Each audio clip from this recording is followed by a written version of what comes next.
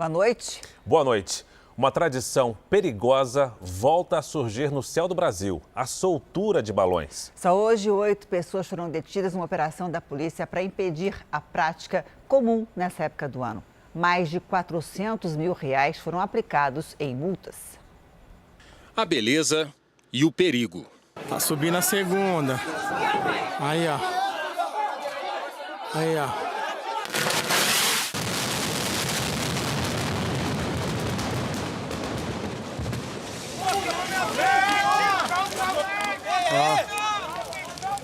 Pode se esconder aqui.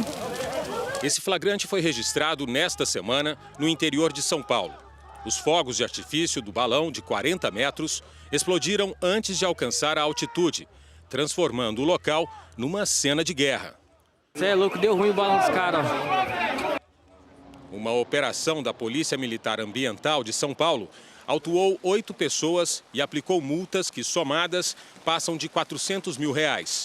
18 balões foram apreendidos, além de materiais para confecção. Com base nessa pequena fábrica que nós constatamos aqui, a gente pôde observar aqui adesivos de equipe de baloeiros, né, e com isso trilhar via setor de inteligência aí, onde essas equipes estão. Nesta época do ano, os balões acabam virando uma praga que podem causar muitos danos e até mortes. Segundo o Sindicato Nacional de Empresas Aeroviárias, existem turmas de baloeiros no Brasil que soltam, em média, 100 mil balões por ano. Essas turmas são formadas por 25 pessoas cada uma e atuam principalmente aqui em São Paulo e no Rio de Janeiro. E são responsáveis por 60% dos balões soltos no céu do Brasil. Números que expressam arte e tradição, mas que caminham lado a lado com a tragédia. Se esse balão tiver 50 quilos, por exemplo, esse impacto pode ser da ordem de 60 toneladas. O maior risco é você não avistá-lo antes de poder desviar, né? Quase sempre iluminados por buchas acionadas ou botijões de gás, os balões podem cair em áreas de vegetação, causando sérios danos. Mas quando o perigo está no céu, pode significar a morte de várias pessoas. Em março, um balão caiu logo após o pouso de um avião na cabeceira da pista do aeroporto de Cumbica, em Guarulhos, na Grande São Paulo. Uma outra aeronave precisou fazer uma manobra para se desviar. Arremetendo 797, está do balão. Há anos, o Código Brasileiro da Aeronáutica pede uma reforma para que sejam aplicadas penas mais duras e severas a quem soltar balões. Por enquanto, quem for pego praticando essa atividade está sujeito a pena de detenção de 3 anos e multa. Veja agora outros destaques do dia. Brasil recebe matéria-prima para 12 milhões de doses de vacina. O Ministério da Saúde monta plano para impedir circulação da variante indiana do coronavírus. Os bebês brasileiros que nasceram protegidos contra a Covid-19. E o retorno da música clássica em uma sala com todos os protocolos de segurança.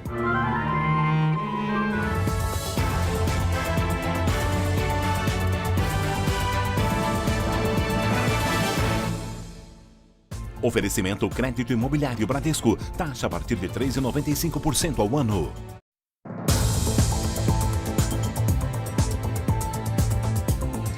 O amigo que estava no quarto com MC Kevin antes do cantor cair da varanda de um hotel diz que tem sofrido ameaças. Num vídeo, ele conta que virou alvo de ataques desde a morte do músico. Uma das principais testemunhas decide falar pela primeira vez. Vitor Elias Fontinelli, o MC VK, estava no quarto do hotel com Kevin no momento da queda e publicou um vídeo nas redes sociais. Mano, não tô aguentando mais, tive um momento de luto pelo meu amigo, tá ligado? Tô sendo encostado na parede, massacrado, tô sendo, tá ligado? Tipo, fez assim, ó, minha vida. Na gravação, o MC VK recorda a amizade de 7 anos com o MC Kevin, que também era empresário dele, e fala das investigações da morte do cantor. Já dei meu testemunho, eu me pronunciei, entendeu? Me pronunciei 2 vezes, falei pro meu advogado ir lá, voltar lá, falei, ó, vai lá, fala pra eles que eu tô disposto a tudo. O depoimento de MC VK é um dos mais importantes nas investigações do caso. Ele esteve com Kevin desde a chegada ao Rio de Janeiro até o momento da queda da varanda do 5º andar do hotel. Por causa de possíveis divergências entre as versões apresentadas pelo amigo e por outras testemunhas, o cantor tem sido alvo de ataques e ameaças. Estão agredindo minha família, estão agredindo minha filha, você entendeu? Estão me colocando na parede. Eu não tenho reação para isso, eu não tenho respostas para isso, entendeu? Já deixei tudo na mão da polícia, deixei meu celular, deixei minha senha. MC VK acompanhou Kevin durante a apresentação na madrugada de domingo. Ele iria embora para São Paulo no início da tarde. Foi o próprio Kevin quem pagou uma estadia a mais para o amigo, o que teria motivado o desentendimento com a mulher Deolane Bezerra. Em entrevista, ela disse acreditar que uma briga entre os amigos tenha acontecido no quarto momentos antes da queda. E afirma que os depoimentos não esclarecem o motivo do cantor ter se apoiado no parapeito da varanda. A modelo Bianca Domingues, que no primeiro depoimento à polícia não deu detalhes sobre os minutos que antecederam o acidente, passou a afirmar que o cantor pulou da varanda depois de uma brincadeira dos amigos. A polícia aguarda o resultado do laudo pericial dos 6 celulares apreendidos e o resultado do teste toxicológico feito no corpo do cantor para concluir as investigações. Em Salvador, assaltantes aproveitaram a madrugada para roubar um banco. Só este ano já foram 26 ataques desse tipo na Bahia. Os moradores de um bairro nobre na orla de Salvador ficaram apavorados durante a madrugada. Foi um choque muito grande, 3h03 da manhã. Deu o primeiro estrondo, eu levantei para olhar, meu filho gritou, minha mãe, volte. Aí eu voltei, com receio, e depois aí veio um estrondo maior. Os explosivos destruíram parte da agência.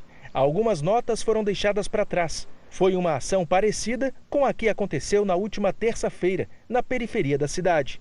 As imagens do circuito de segurança mostram homens encapuzados chegando em 2 carros.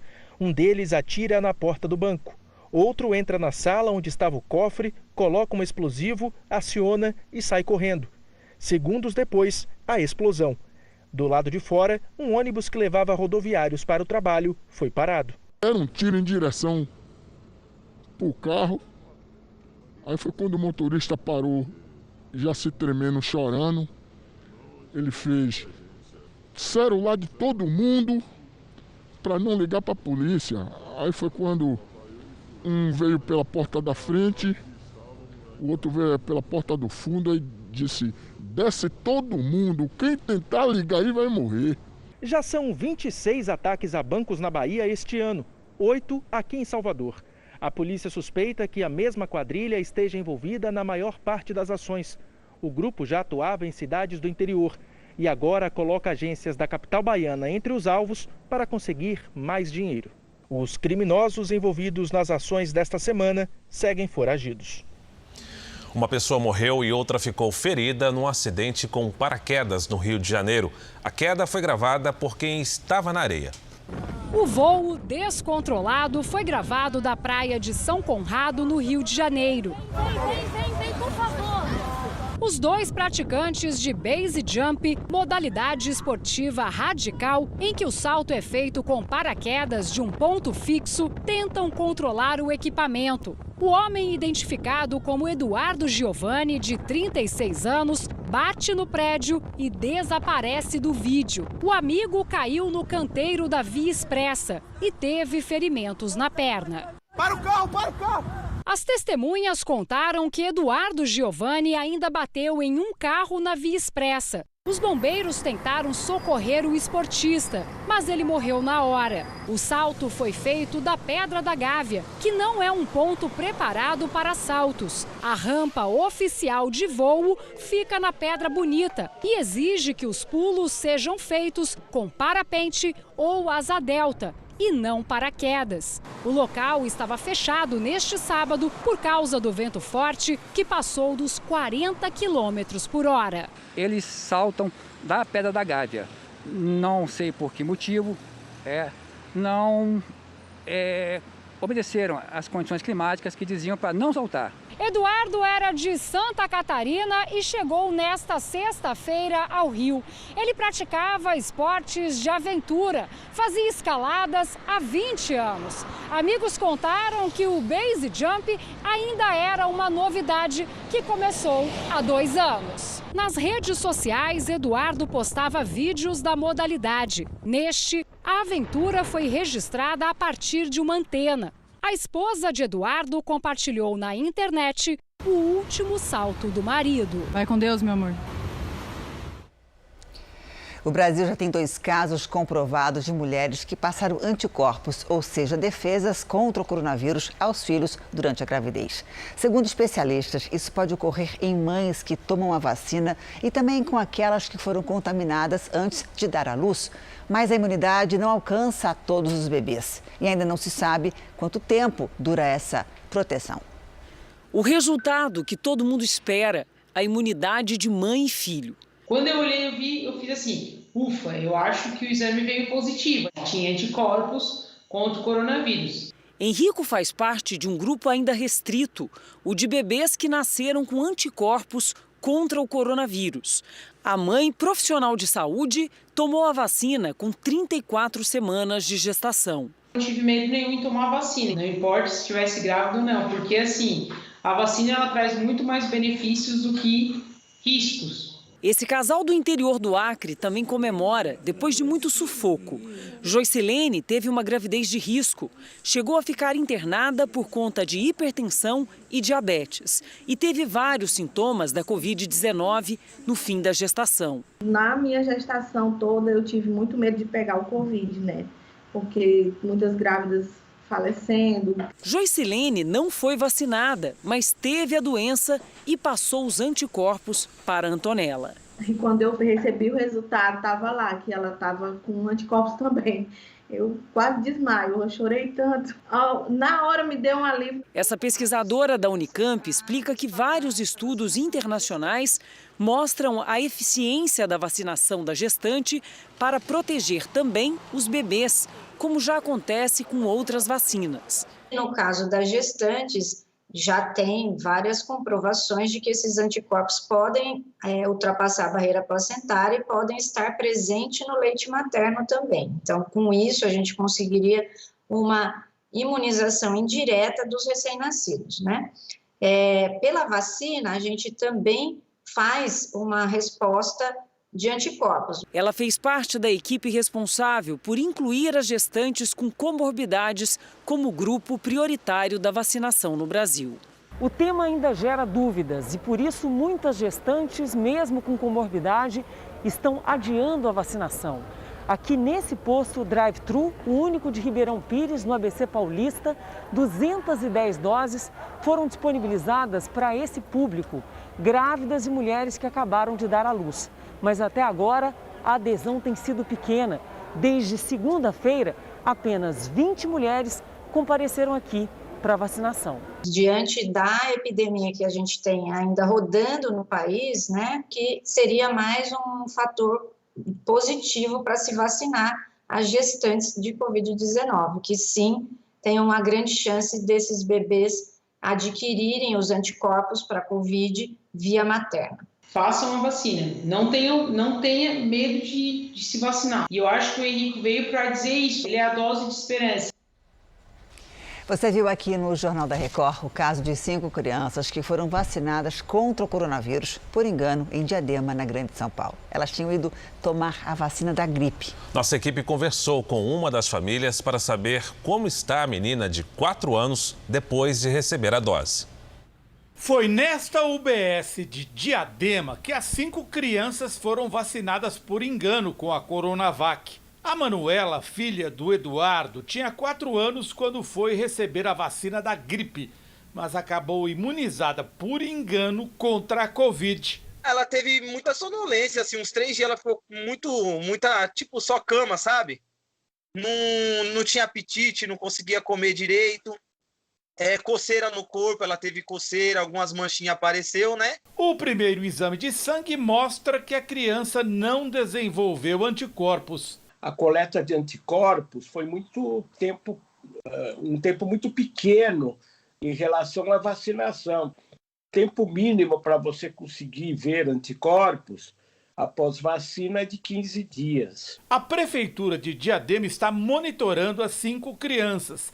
Em nota, informou que elas em nenhum momento apresentaram sintomas ou reações relacionadas à imunização realizada. As crianças recebem um número enorme de vacinas nessa fase da vida.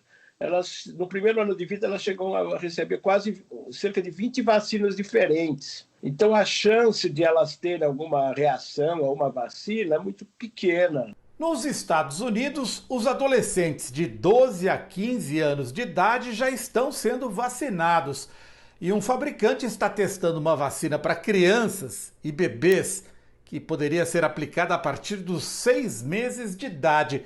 No caso de Diadema, a filha do Eduardo recebeu a Coronavac, vacina que não chegou a tempo para salvar os amigos dele da doença. Perdi bastante amigo meu, inclusive há 2 semanas atrás eu perdi a professora da minha filha.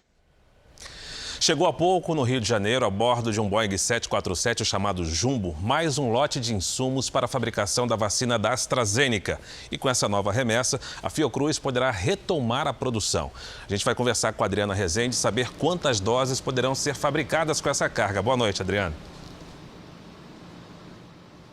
Olá, Fara, boa noite. Com esse novo lote que chegou às 5h40 da tarde no aeroporto Tom Jobim, será possível produzir a partir da semana que vem mais 12 milhões de doses da vacina contra o coronavírus.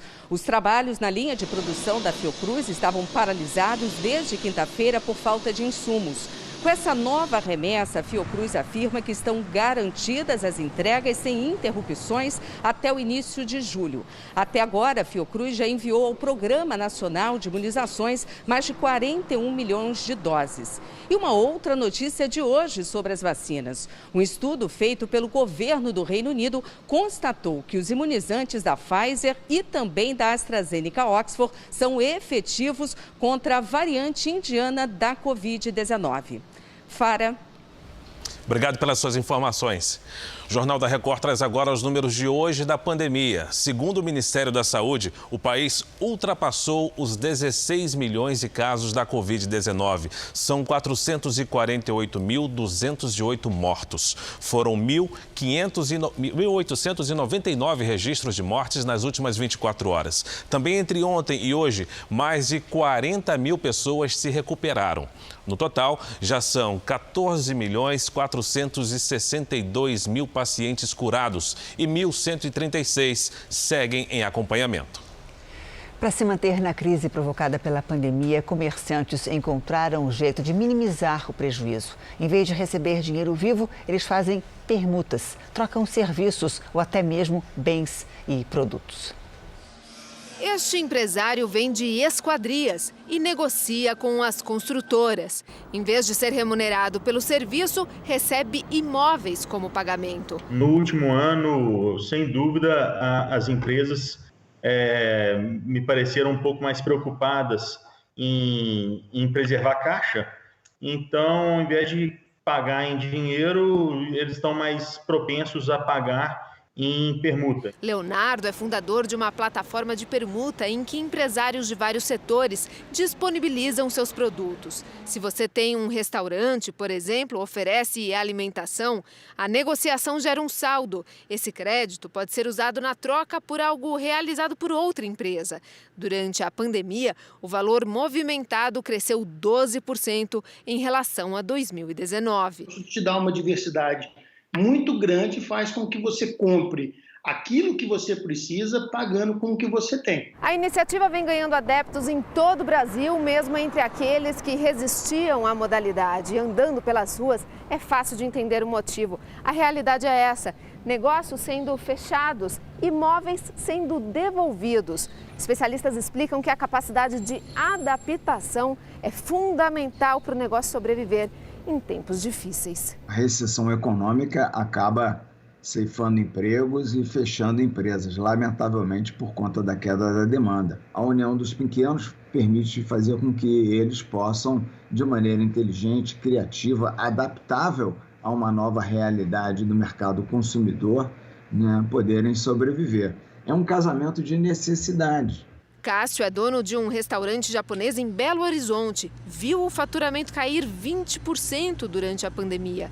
Mas com as permutas, conseguiu manter a empresa funcionando. O que foi mais interessante durante a pandemia é porque a gente conseguiu manter os serviços em dia e assim evitando uma inadimplência. Ajudou a gente por exemplo, a manter uma contabilidade em dia, a uma limpeza de coifa, porque todos esses serviços já estavam programados para pagamento em permuta. A rede de supermercados do Ivo, no interior de Minas Gerais, também está se mantendo na base das trocas. Restrições, shopping fechado, lojas, centro, então muito desemprego, influencia diretamente no caixa. Então a gente tem essas opções de poder estar pagando com nossos produtos e estar participando dessa rede de relacionamento ali é muito importante para o nosso negócio. O Japão corre contra o tempo para vacinar pelo menos os idosos até o mês de julho. Há 2 meses dos Jogos Olímpicos, o país tem pouco mais de 4% da população vacinada. De acordo com o ministro responsável pelo programa de vacinação, o país foi deixado de lado pelos fabricantes por ter poucos casos de coronavírus. E por isso, a imunização começou apenas em fevereiro. Esta professora cita outros motivos. Mesmo com a chegada dos imunizantes, o governo delegou as aplicações às prefeituras, que sofrem com graves falhas de logística, explica ela. Faltou também uma campanha mais esclarecedora à população sobre a importância da vacina, diz a professora. A partir do dia 24 de maio, esse prédio de Tóquio vai ser transformado num centro de vacinação em massa, onde serão imunizadas 10.000 pessoas por dia. Soldados da defesa vão ajudar nas aplicações. Um centro equivalente vai ser montado também em Osaka para atender 5.000 pessoas por dia. O Japão tem a população mais envelhecida do planeta. E a meta é terminar de vacinar completamente o grupo de 36 milhões de pessoas com mais de 65 anos até o final de julho, já com Jogos Olímpicos em andamento. Iniciamos com atraso, mas acredito na agilidade daqui para frente, diz o presidente do Centro Médico de Tóquio, depois de ser imunizado.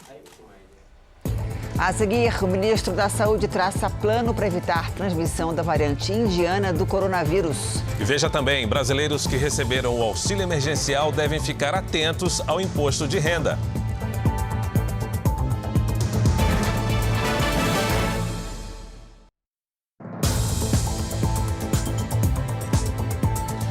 O Ministério da Saúde pretende realizar testes de Covid em até 20 milhões de brasileiros por mês. O objetivo é manter sob controle a circulação das variantes pelo país. Numa entrevista exclusiva ao Jornal da Record, Marcelo Queiroga disse que discute com estados e municípios uma edição de uma norma conjunta para controlar a cepa indiana que já chegou ao Maranhão.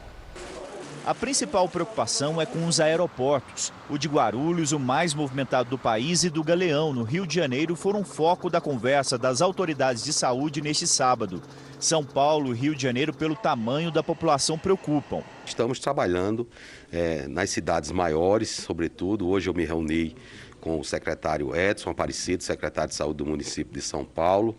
Discutimos estratégias para a contenção da propagação desse vírus. Vou me reunir com o Dr. Daniel Sorães, que é o secretário municipal de saúde do Rio de Janeiro, e nós vamos editar uma norma nacional para que tenhamos mais eficácia no controle dessa chamada variante indiana. São orientações de vigilância, de identificação de casos positivos, de isolamento, de tal sorte que consigamos conter uma eventual progressão dessa variante. De acordo com o Ministério da Saúde, os casos da variante encontrada na Índia, detectados no país, estão sendo tratados e isolados.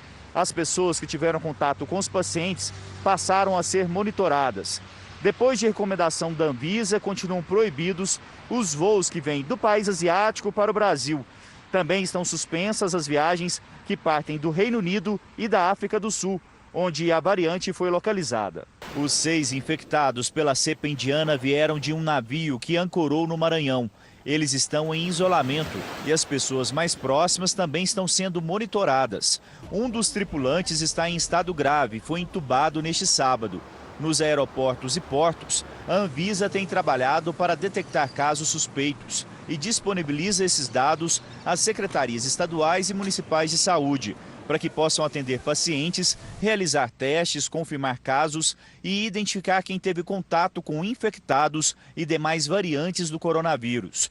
O ministro Marcelo Queiroga explicou que o objetivo agora também será fazer a testagem em massa da população. Então a estratégia de testagem ela se baseia em 3 pontos. O primeiro ponto é testar aqueles que são sintomáticos nas unidades básicas de saúde. Testar aqueles que são assintomáticos, que transitam e transmitem a doença. E por último, é um estudo sorológico que o governo brasileiro, o Ministério da Saúde, já lançou, chamado Previcov, que vai fazer um acompanhamento sorológico da pandemia, ter um acompanhamento genômico para que consigamos detectar variantes do vírus. Com esse tripé, nós vamos implantar um dos maiores programas de testagem do mundo. Nós temos a expectativa de testar até 20 milhões de brasileiros todos os meses.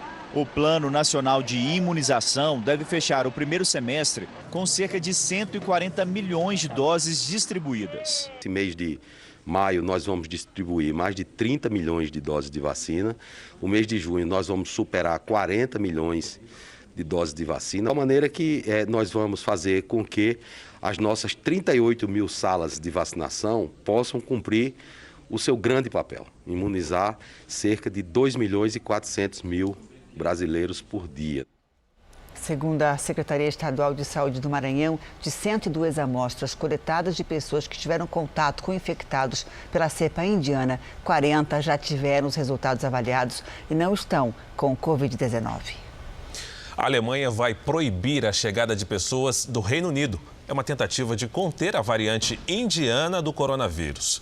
A restrição passa a valer a partir da meia-noite de hoje no horário local. A mutação, que é mais transmissível, já se espalha entre os britânicos. A OMS alertou que a variante preocupa. Pelo menos 50 países já identificaram a nova cepa do vírus, entre eles o Brasil.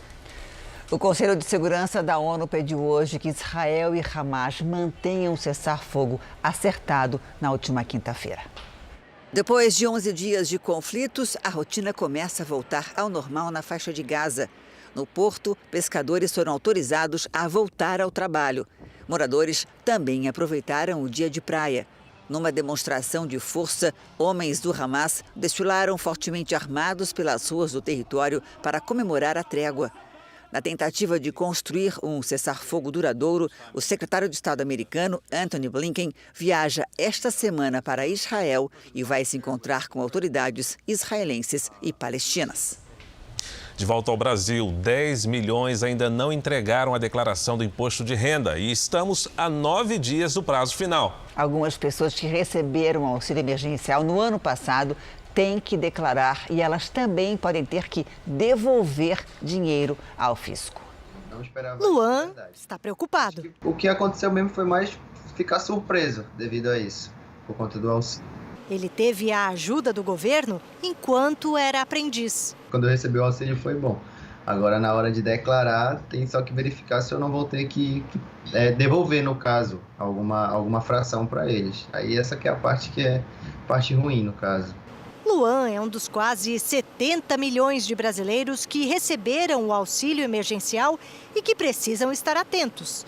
Esse será o primeiro imposto de renda da pandemia, já que os tributos se referem a 2020. Nem todo mundo que recebeu o auxílio emergencial vai precisar declarar o imposto de renda. Isso só é obrigatório para quem recebeu, somando o ano todo, mais de R$ 22.876 em rendimentos tributáveis, salário, aposentadoria, renda de aluguel, sem contar o auxílio. E quem ultrapassou esse valor vai precisar devolver. O próprio sistema do Programa de Geração do Imposto de Renda 2021, ele já identifica, quando você informa lá que recebeu acima desse valor, ele automaticamente já vai gerar uma guia, uma DAF, para você devolver todo esse valor. Um outro impacto no imposto de renda é a quantidade de contribuintes que morreram em 2020, como a avó de Yasmin, vítima da Covid-19. Então eu não sabia, porque para mim, a partir do momento que a pessoa falecesse, ela não precisaria mais declarar. E eu fiquei até surpresa. Mas aí a gente está procurando ajeitar tudinho para declarar o imposto. O contador explica que o cartório emite a certidão de óbito e informa a morte à Receita Federal. Por isso, se o contribuinte deixou bens, é preciso declarar. Faleceu em 2020, no ano de 2021, nós temos que declarar o imposto de renda como se a pessoa estivesse viva. A única diferença é que tem que identificar que é uma declaração de espólio. Quem é o responsável por fazer essa declaração do imposto de renda? O inventariante, ou seja, aquele responsável por administrar aqueles bens. E ainda hoje a orquestra que volta a se apresentar com todos os protocolos de segurança. –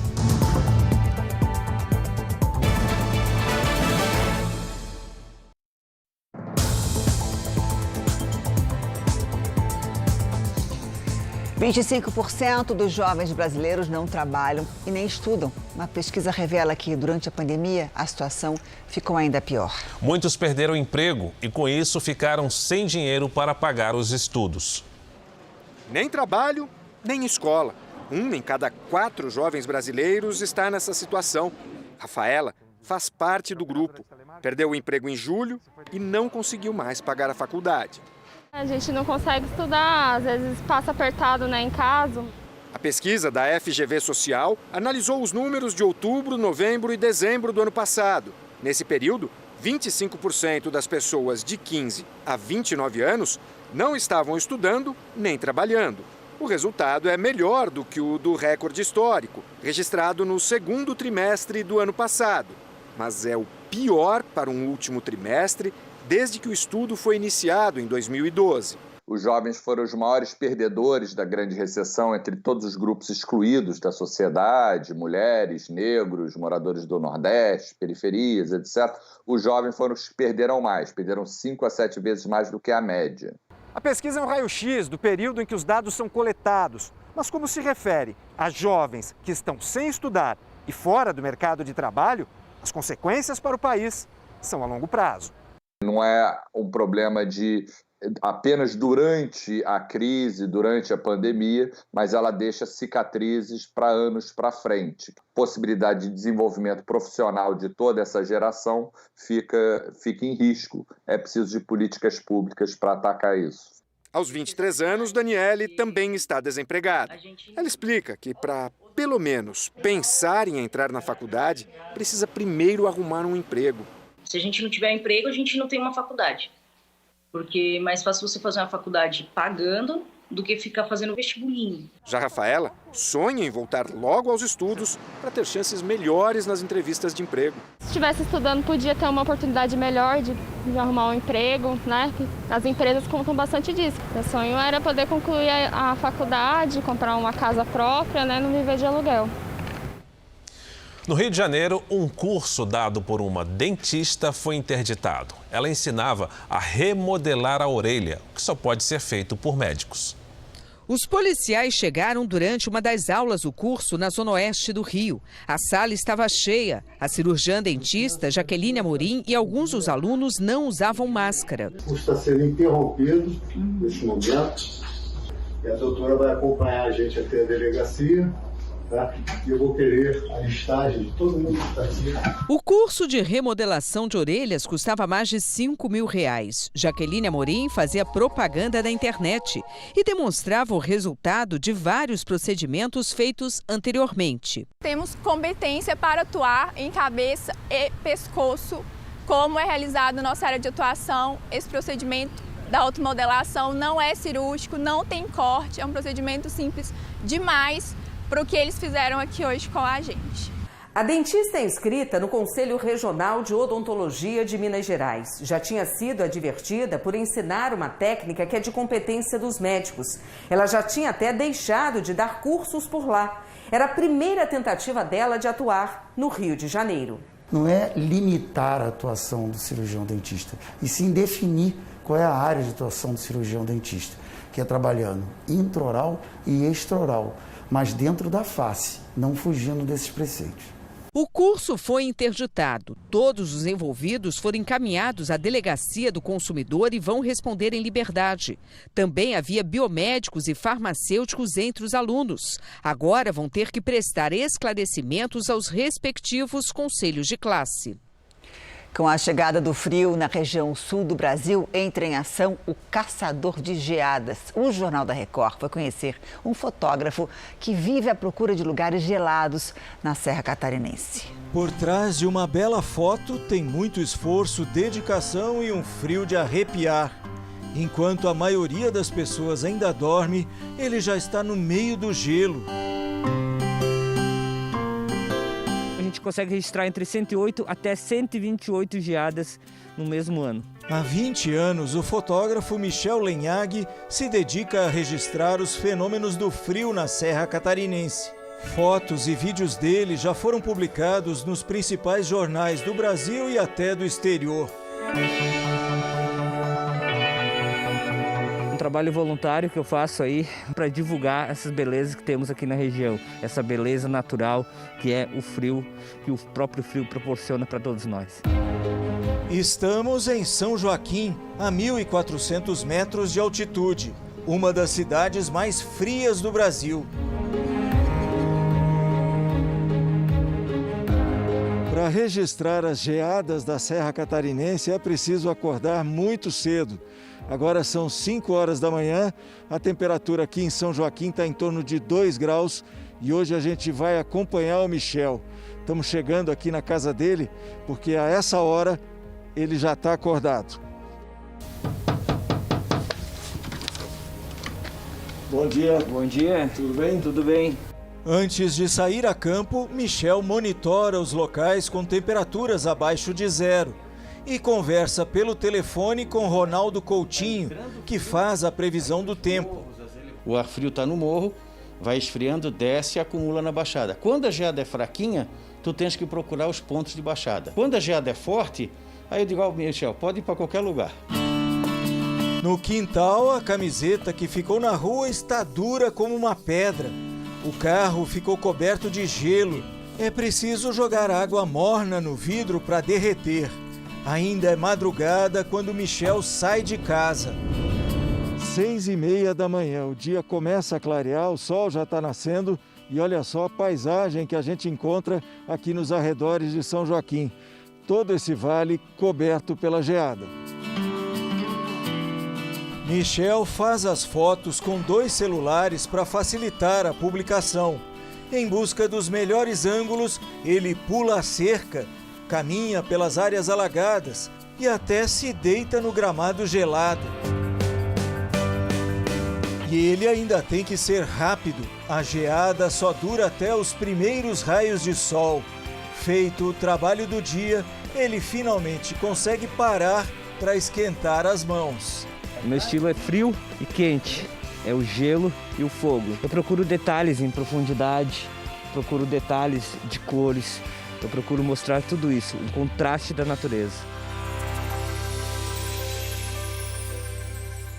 É isso aí, tudo pela fotografia. O tempo mudou nas regiões sul e sudeste. O fim de semana começou com transtornos no Rio Grande do Sul, Paraná e em São Paulo. Rajadas de vento acima dos 50 km por hora chegaram a arrancar árvores pela raiz. Por causa do temporal, vários bairros ficaram sem energia elétrica em Porto Alegre. Em 12 horas, choveu aproximadamente 50 milímetros, quase a metade da chuva esperada para o mês inteiro. Um cenário parecido foi registrado em Curitiba, no Paraná. A Defesa Civil atendeu 67 chamados de emergência. O Instituto Nacional de Meteorologia emitiu um alerta. Ventos de até 100 km por hora podem atingir o sul do país neste domingo.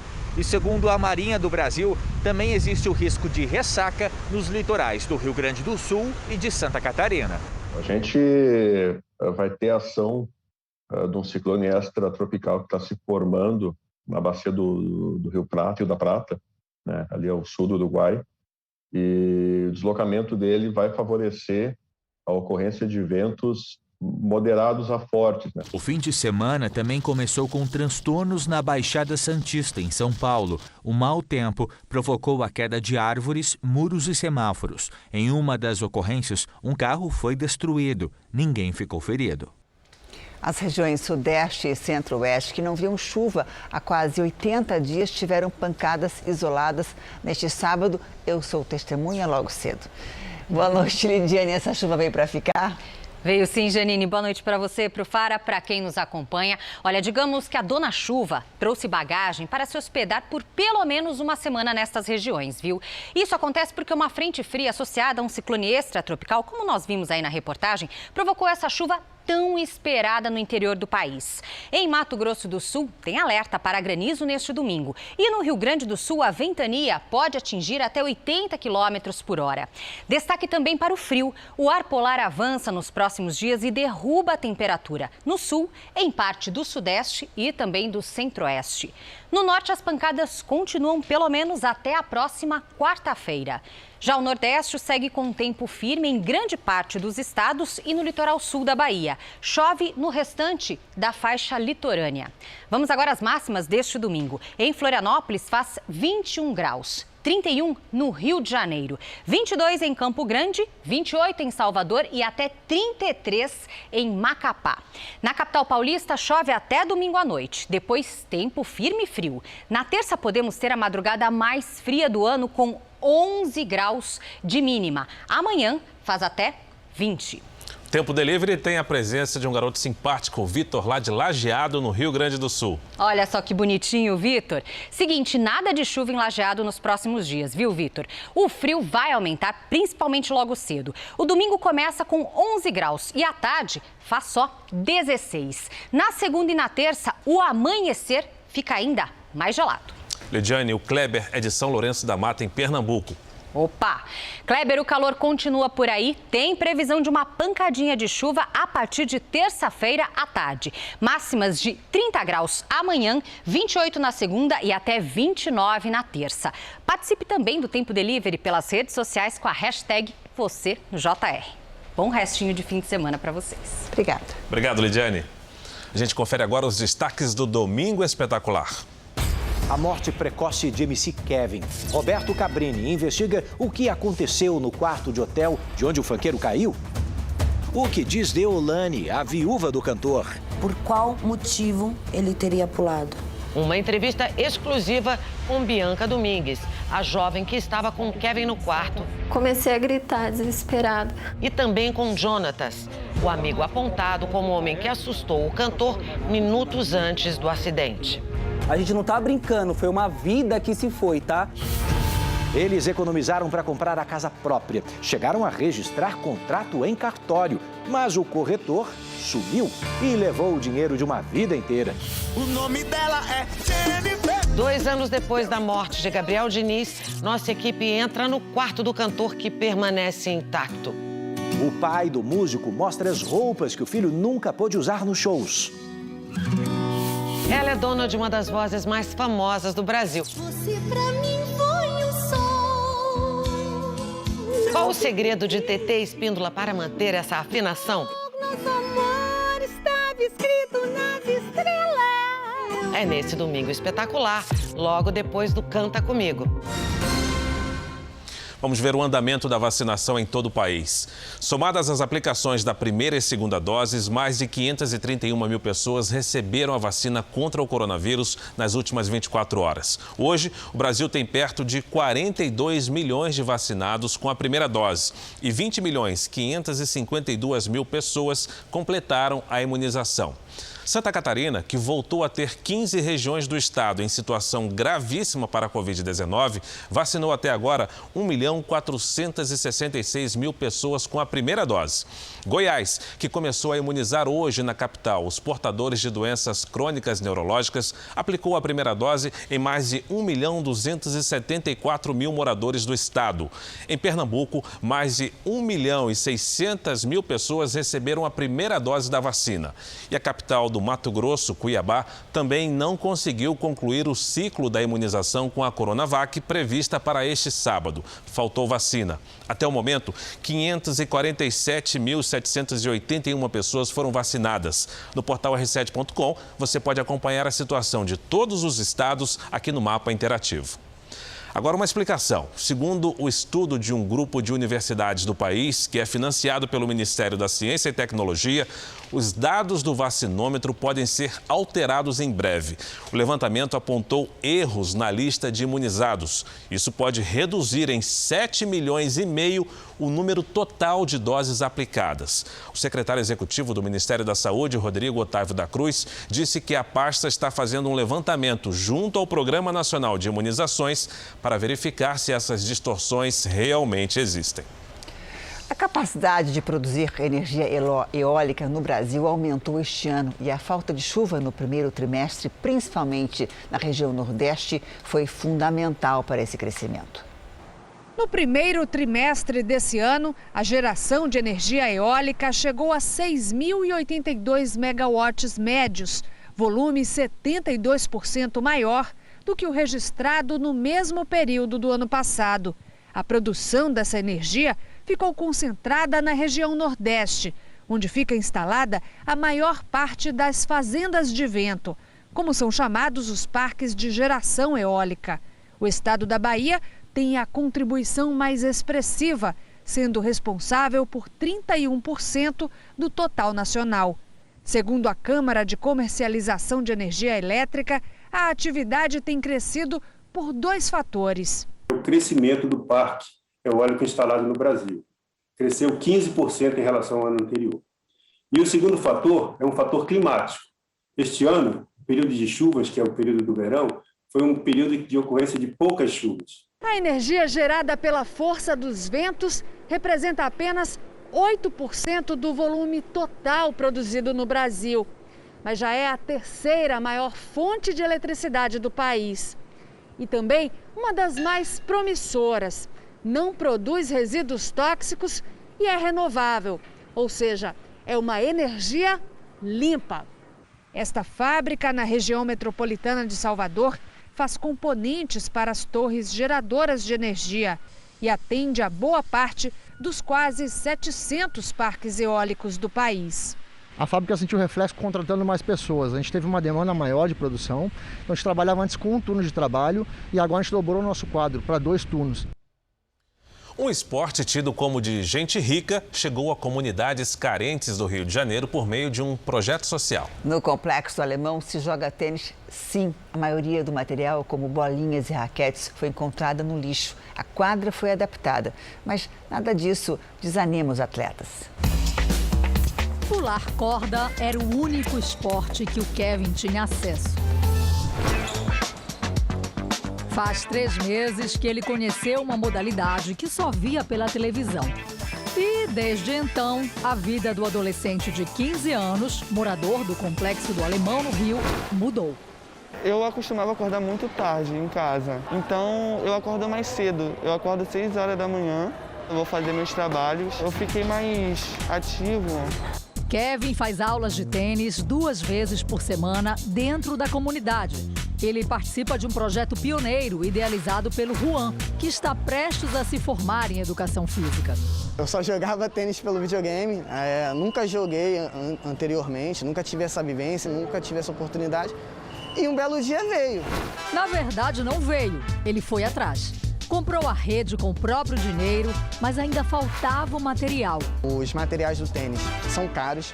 3 bolinhas de tênis, ela custa em média R$35 a R$40. A raquete a gente consegue comprar de segunda mão no valor de 200, mas uma nova a gente consegue encontrar até no valor de R$2.000. E ele não desistiu. A gente foi jogar e um belo dia a gente bateu a bola, eu bati a bola caiu na parte do lixo. Quando a gente abriu, uma bolsa cheia de bolas e cheia de raquetes do lixo. Então muitas estavam sem corda, porém algumas estavam boas. E a gente pegou, começamos a aproveitar aquele material para justamente a gente começar a jogar e ensinar os mais próximos. Mas era preciso ainda atrair as pessoas para a prática de um esporte que parecia tão inacessível. Falei, não vou jogar porque É um esporte rico. Eu sou favela é futebol. Quando eu conheci, dei a primeira tacada com ele, eu tô aqui até hoje. Virou, acho que, meu esporte favorito. Ganhou do futebol? Ganhou do futebol. Os treinos acontecem numa quadra poliesportiva e são sempre à noite. Isso porque o espaço já era utilizado para a prática de outros esportes ao longo do dia e o tênis foi o último a chegar. Agora eles querem uma quadra própria, porque aqui não é o local ideal. O piso é inadequado e eles ainda têm que driblar a marcação de outras modalidades esportivas. Aqui temos futsal, handebol, basquete, vôlei e tênis. E agora a gente tem o tênis que fomos nós que pintamos. O Kevin vem inspirando crianças e adolescentes a sonhar. Além do esporte, ele ainda é voluntário de um projeto social.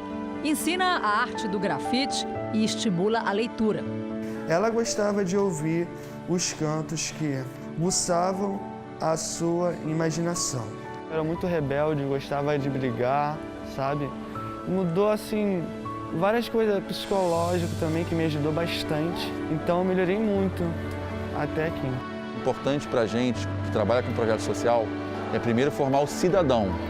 Depois, sim, se ele tiver condições, a gente forma o atleta. A Orquestra Sinfônica do Estado de São Paulo voltou a se apresentar para o público, mas para isso várias adaptações tiveram que ser feitas. Não só no teatro, mas também no repertório dos músicos e na plateia. O espetáculo ao vivo ganhou muitos aplausos depois de tanto tempo transmitido apenas pela internet. Você tocar, fazer live, essas coisas, tudo bem. Agora, nada se compara com aquele ambiente do público junto. Eu costumo dizer que é o momento metafísico, onde as coisas acontecem, tudo ali é inspiração.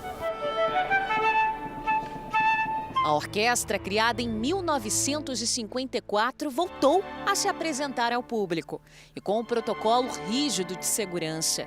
Na entrada, álcool gel e medição de temperatura.